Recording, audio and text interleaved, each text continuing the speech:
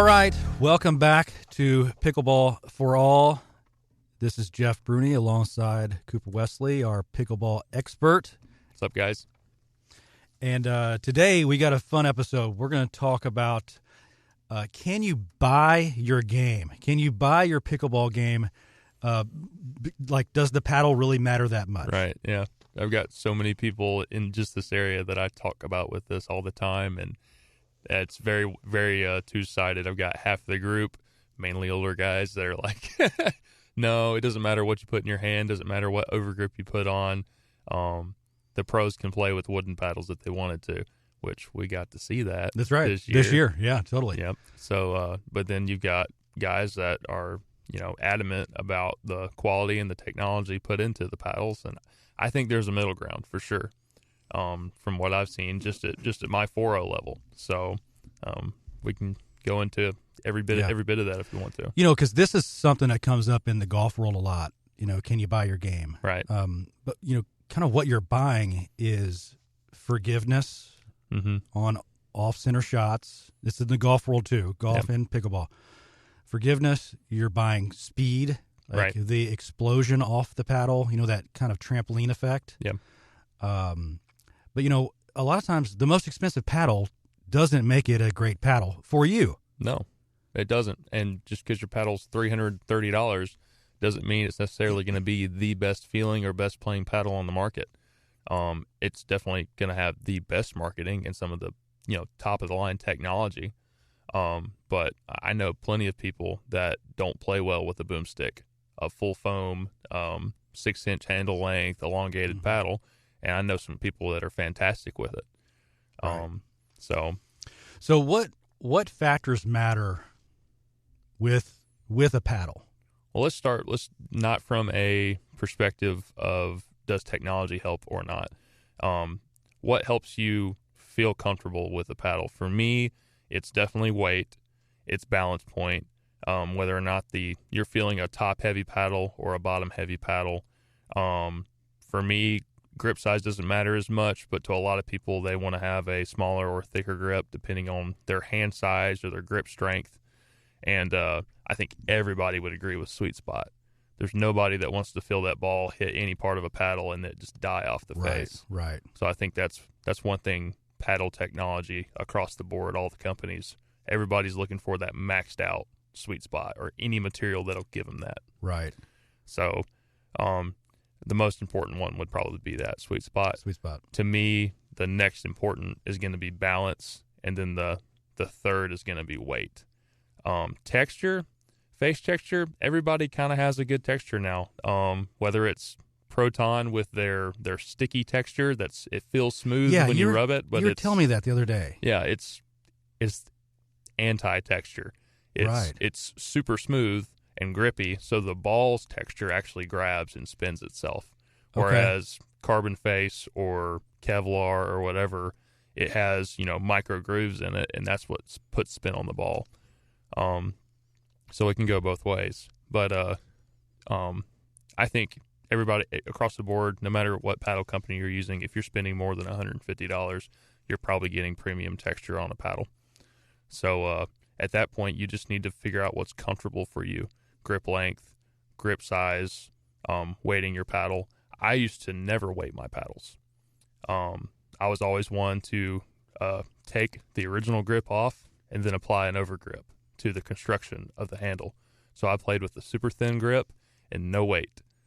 And it took me 2.5 years to start even experimenting with weight or thicker grips. And this was all based off coaching and learning different aspects of the game.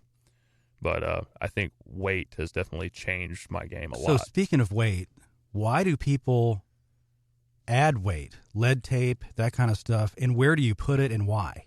Well, one thing weight will do, going back to the sweet spot, if your paddle has a smaller sweet spot, when you add weight to your edges, it stretches that sweet spot out. Now, I don't know all the science behind how that works, but I do know that if you take, for instance, my paddle, a Gearbox GX2, has a relatively smaller sweet spot on the paddle face. You got to hit almost dead center if you want that ball to have, the maximum effect that you have with the springing surface of the carbon. But when I put 2.5 inches of weighted tape on the middle on both sides and then on the throat of the paddle, I feel like I can hit that ball pretty much anywhere on the paddle face, and it's going to have the same effect as me hitting it dead center. I think one of the most important steps in buying a new paddle is trying a new paddle. Right. And, so we've got a huge selection at the factory that you can come in and demo. Yep, absolutely. We got just about everything you could want as far as Yola's line. Something we have now is a lot of carbons and pickleball apes. We've got just about every submodel of pickleball apes, including their new charm paddles, which is everyone's going to foam. So everybody has their new foam line. So we've got some of those to try as well. But people can come in and try paddles, and you can kind of walk them through and kind of fit them to a paddle. Yep. Right? Yep, we can. And our demo program is $5 every time you come in and buy one, and you use it. Come in and demo one. Right. Use it for the day, and that $5 is recorded. If you used a demo 10 times, we've got $50 in there for you for the purchase of your new paddle if you use our pro shop. So as many times as I've tried paddles, that adds up. Oh yeah, 100%. And if you forget about it, we're keeping up with it. Sure. So you may come in one day and you want to buy a brand new Yola, right? And all of a sudden you realize you have $100 to spend on that. Right. So you mentioned this briefly before about the pros. Have you ever played with a wooden paddle? I have not personally. Right. I've played with the old thin Dick's Sporting Goods Pro. Oh yeah, yeah. Aluminum or the hard carbon ones, right? That feel like a brick.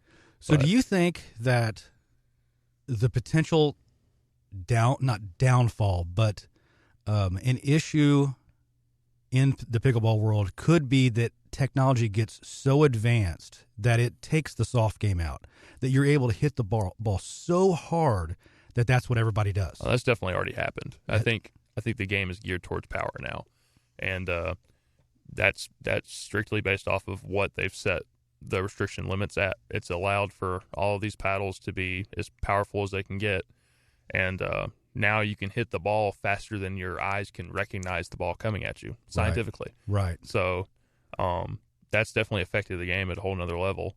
And for the pros, they've definitely that's changed their game a lot. I mean, you see a lot more hard hitters. You see pros getting body bagged all the time. If they're not in the exact right spot they need to be, or they're off time just a little bit, they're going to get hit. Right. And that didn't used to happen.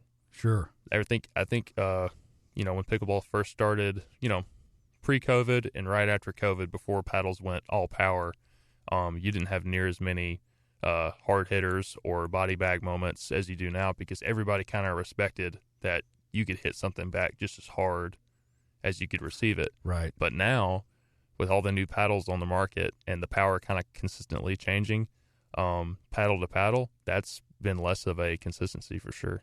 With how fast the ball comes at you now, we need to do an episode on why you should wear eye protection. Why you should wear eye protection.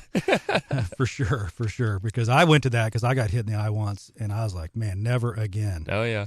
Well, if you are in the market for a new paddle, come see Cooper at the Pickleball Factory, because we've got a huge selection. You can try out whatever you want and find what fits your game the best. But if you've got any topics you want us to address in the future on this podcast, just email us at info@picklecape.com. And also get on our website, picklecape.com. Check out the factory forecast of just the fun stuff that we've got coming up at the factory. We do all kinds of stuff all the time. And because, as you know, pickleball is for all at the factory. So we'll see you next time.